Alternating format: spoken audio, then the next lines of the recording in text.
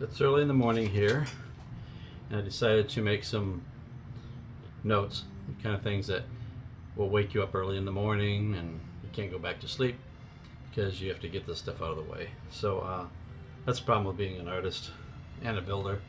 You're always thinking of in your head of how you're going to build it. So and sometimes the only way to get sleep is to either get it out of your system or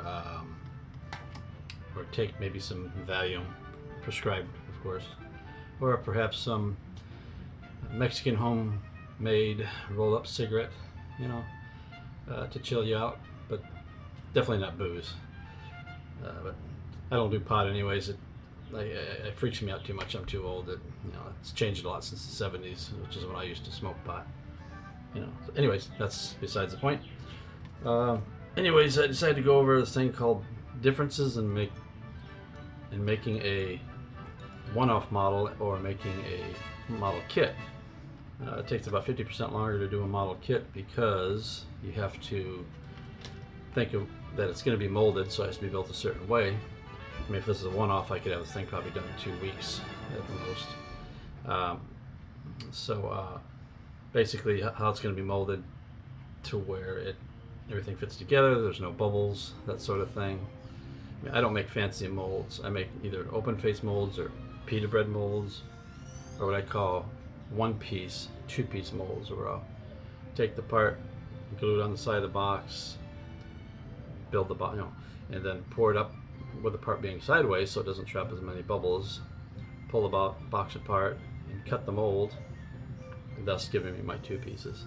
I don't go in for spending 3 days to make matrix molds and keyed molds, because after 26, 27 pulls, the molds are dead anyways, no matter you use mold release or not. I don't use mold releases because it puts a texture on the model, texture which looks ugly and as shit as far as I'm concerned. So anyways, yeah, that's the difference between that and one-off model. It's just build it, call it done, that's it. So that's what I hope this video shows, is why I have to build it a certain way, instead of you thinking, oh, why do you do it that way? It would have been quicker to do it this way. You know what I say about opinions anyways. Or maybe you don't know what I say about opinions. That's right. So anyways, so what you're seeing here is how to build a mold. Sorry, it's early here, it's 6 o'clock. How to make a model to be molded. And so hopefully you enjoy this. Another thing is reference materials. When you get reference materials, people are always going to say, especially Trekkies, thank God I'm not doing a Trekkie model, that's why I only did one. Because there's always some clown out there who's going to say, oh, that's wrong, that's wrong. I had one model I worked on at a place called Unobtainium. I called it Unobtainable because nobody got their models. That's a long fiasco. The owner didn't really, wouldn't listen to the people he hired to do the job, since he didn't really know much about how to do that kind of work.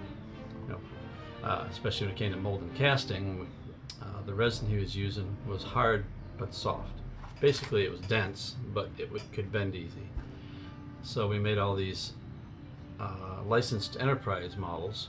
This is before the Master Replicas ones came out. And we did the patterns for, a friend of mine and I did the patterns for the enterprise itself.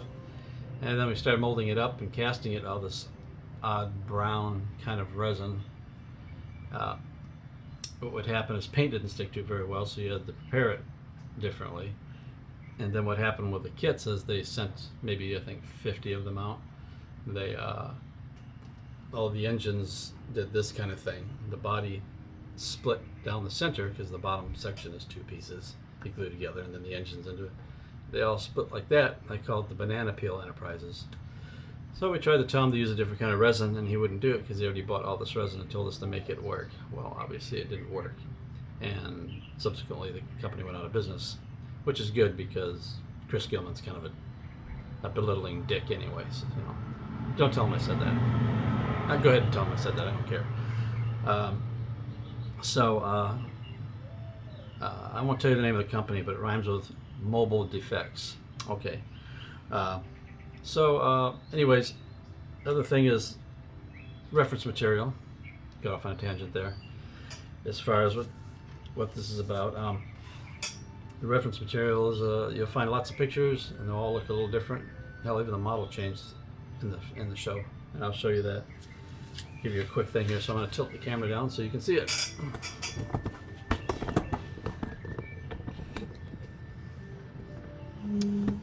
Okay, so what we have here is, here's a good idea. If you notice here, the bubble, whatnot here, and the details, and then you look at, say, this other picture, which was the show taken maybe a couple seasons later. Where are you there? You'll see that the bubble here has all these window mullions going around, these pieces here, whereas the first version did not. Just had a couple of curved pieces, and that was it. More simplified. So you got that going against you. And then you have this picture here, which is probably for the game, which shows a lot more detail. The plating here kind of bothers me because the way it's detail plated looks more for a ship that would probably be, I don't know, maybe 1,000 foot long versus a ship that's probably 300 foot long like this one is. So you got to kind of pick and choose what you like, you know, like your salad bar, pick the best and leave the rest. So that's basically what I'm dealing with here. Well, actually this is a better picture showing the differences between the old cockpit and the new cockpit. Yeah. Older one, newer one. Yeah. So anyways, we got that. So what I'm doing is, since this is all a CG model, I'm going to kind of add a few things to how, if the miniature is built for a movie, I would add a little more detail here and there, which they did with the toy as well. I mean, if you look here, it's not plates. It's shit. It's actually, oh, it's plates, but it's raised plates. They're all raised up. It almost looks like Millennium Falcon detail there, you know. Hopefully I can get it. Hopefully I'm not getting too close. So everything's been actually enhanced quite a bit in terms of detail in this little toy even. Or, you know, they even got these little holes with detail in them, which I think is pretty cool. I'll add those. Probably in the bottom here where it's really boring, I'm gonna probably cut an opening on both sides and put detail inside there, which they tend to do a lot on these kind of things. You know, Star Wars-ish stuff. So anyways, that's some of the FYIs on this model. If you're wondering why, where are you? There. If you're wondering why I made these changes and then want to call it inaccurate, well, inaccurate is actually a choice as far as I'm concerned. I mean, you either like it this way or you don't, or you like it the other way. So personally, I always add my own flair. Like my Falcon upgrade kit, it's not even based on the original detail. I had one guy saying, you call yourself a model maker and you didn't even make it accurate. No shit, Sherlock. If you'd have read my thing, you would have noticed I didn't make it accurate.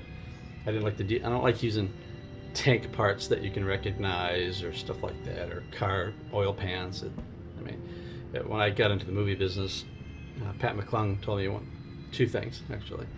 He says, use detail you don't recognize, which means scratch build the detail if you have to, you know. And two, make sure you don't design a face in the detail, because it ends up looking like a robot Aztec tech detail, which is kind of funny looking, because I did that with actually it was the Mars Hopper. If you look at the top detail strip on the ball, you'll see a little Aztec face is what I call it. You know, we'll call it a Tex-Tech face. Anyways, so that's all for this morning. I'll take more video as I move along. All right, bye-bye.